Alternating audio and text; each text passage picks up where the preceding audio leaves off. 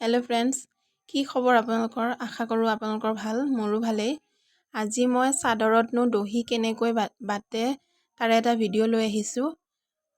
যদি আপোনালোকে দহি বাতিবলৈ নাজানে তেনেহ'লে এই ভিডিঅ'টো চাই উপকৃত হ'ব বুলি আশা কৰিছোঁ। দহি বাতিবলৈ আমাক লাগিব দহি বতা সূতা। সূতাৰ দোকানত ক'লেও হ'ল যে দহি বতা সূতা লাগে।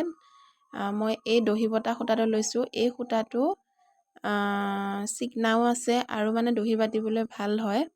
আৰু লৈছোঁ এটা বগা গুলি। আপোনালোকে যদি নিজৰ কাপোৰযোৰত নিজে দহি বাতি ল'ব পাৰে তেনেহ'লে কিছু টকা ৰাহিও হয়। আহকচোন বাৰু দহি কেনেকৈ বাতিলোঁ মই চাব। কাপোৰখন প্ৰথমে এনেকৈ মেলি ল'ব। দহি বাতিবলৈ তেতিয়া সুবিধা হ'ব। বিচনাত নাইবা টেবুলত ল'লে সুবিধা বেছি হয়।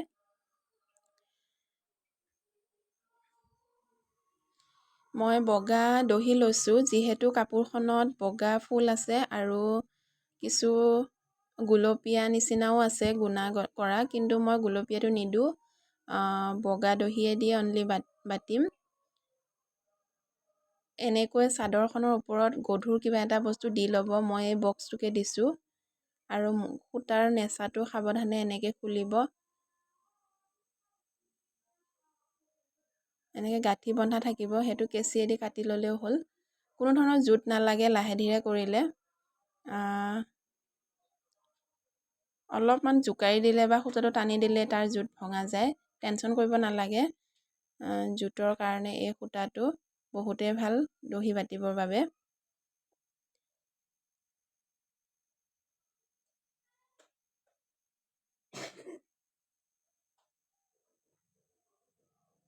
এনেকৈ কিমান পৰিমাণে গাঁঠে সেইটো আপুনি চাই ল'ব। মোটা গাঁঠে দহিটো নে পাতলকৈ গাঁঠে, মোৰ অনুপাতে মই লৈ লৈছোঁ। মই এখন বেলেগৰ কাপোৰ গাঁঠিছোঁ। মোৰ তাত দহি বাতিব দিছে, চিলাবও দিছে। মই ইয়াৰ ষ্টিচিঙৰ ভিডিঅ'টো বাৰু লৈ আহিম ব্লাউজৰ। আৰু যিখিনি অৱশিষ্ট থাকে যে এইখিনি ভালকৈ সূতাৰ সহায়ত বান্ধি থ'লে ভাল হয়, জোঁট নালাগে আৰু আকৌ প্ৰয়োজন হ'লে তেতিয়া ধুনীয়াকৈ ল'ব পাৰি।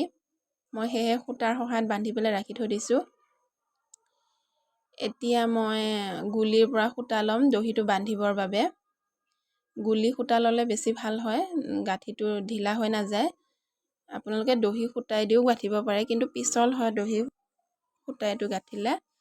মই সেইবাবে বগা গুলি লৈ লৈছোঁ। দুঝাপ কৰি পেলাই এনেকৈ সুমুৱাই ল'ম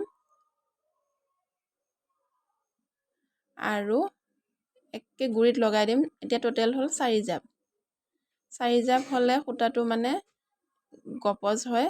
গাঁঠি দিবও পাৰে নিদিবও পাৰে, আপোনালোকৰ ওপৰত কথা।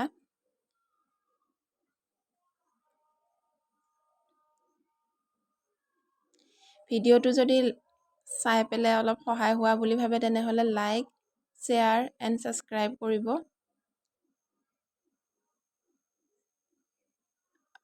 মই কিছু অংশ কৰিলোৱে, কৰাৰ পিছত মই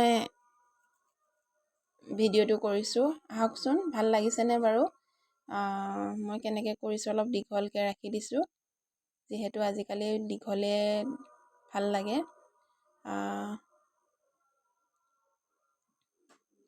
মই লাষ্টৰ পিনে অকণমান ৰাখি পেলাই ভিডিঅ'টো বনাইছোঁ যাতে ভালকৈ বুজি পায়। মই 1 ইঞ্চৰ আঁতৰে আঁতৰে দিছোঁ।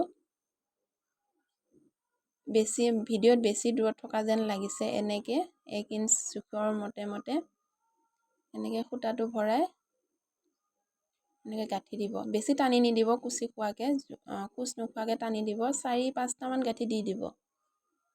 এনেকৈ মোটামুটি 4-5টা গাঁঠি দিয়াৰ পিছত এতিয়া সূতাটো বান্ধিম আমি। দহি সূতাটো এনেকৈ মাজত ভৰাই ভিডিঅ' দেখুওৱাৰ ধৰণে এনেকৈ গাঁঠি দিব। ইয়াতো গাঁঠি 2টা বা 3টা দিলেও হয়। যদি 2টা দিলে ঢিলা হয় তেনেহ'লে 3টা দিব, টানি পেলাই দিব। কিন্তু সেইবাবে মই 4 জাপ কৰি লৈছোঁ যাতে টানোতে সূতাটো ছিগি নাহে। 3টা গাঁঠি দিছোঁ। এতিয়া 2টা মোৰ এনেকৈ চপাই লৈ এতিয়া বান্ধিম। এই পদ্ধতি একেবাৰে সহজ আৰু সৰল পদ্ধতি, এদিনতে শিকিব পাৰে। এনেকৈ বেজিটো মূৰেদি সুমুৱাই গাঁঠিটো দি দিম। টানি পেলাই দিব, মূৰটোত হেঁচি পেলাই দিলে গাঁঠিটো বেছি টান হয়। আকৌ এবাৰ দিম এনেদৰে, আৰু এতিয়া অলপ সূতাৰ মাজেদি সোমাই গাঁঠি আৰু এটা দি দিম। এইটো ফাইনেল গাঁঠি এতিয়া হৈ গৈছে আমাৰ। এতিয়া বেজীটো সূতাটো ভিতৰৰ ফালে ভৰাই এনেদৰে ৰাখি দিম আৰু কেঁচিৰ দ্বাৰা এইখিনি এনেকৈ কাটি দিম। এইটো গাঁঠি কোনো লৰচৰ কৰিব নোৱাৰে, কাপোৰ ছিগি যাব কিন্তু গাঁঠি নসলকে। নেক্সট আৰু এটা দেখাই দিছোঁ, চেম প্ৰচেছ, একেই এনেদৰে গাঁঠি যাব পাৰে।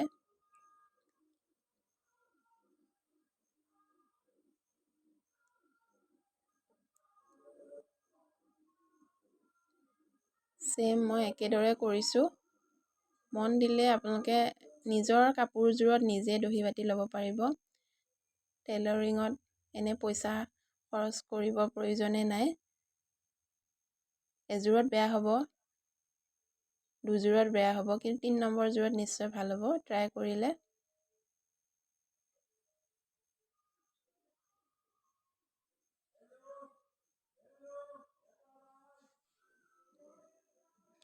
ভিডিঅ'টো যদি চাই ভাল পালে তেনেহ'লে লাইক এটা কৰিব, আৰু উপকৃত যদি হয় তেনেহ'লে ছাবস্ক্ৰাইব কৰি থ'ব। তেনেহ'লে নেক্সট যেতিয়া মই আকৌ ভিডিঅ' বনাম আপোনালোকে পোনপ্ৰথমে ভিডিঅ'বোৰ চাব পাৰিব।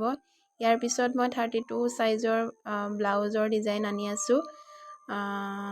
তেনেহ'লে ভিডিঅ'বোৰ চাই যাব, আৰু এই ভিডিঅ'টো শেষলৈ চোৱাৰ বাবে বহুত বহুত বহুত ধন্যবাদ।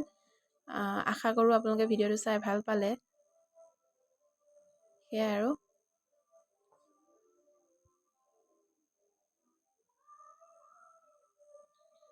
এনেকৈ কেঁচিৰ সহায়ত সমানকৈ কাটি দিব।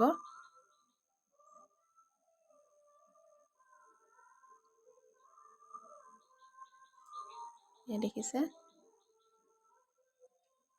নিজৰ কাপোৰযোৰত যদি নিজে এনেদৰে ষ্টাইলিছকৈ হওক বা চিম্পুলকৈ হওক দহি বাতি ল'ব পাৰে, কামটো কৰি খুবেই ভাল লাগে।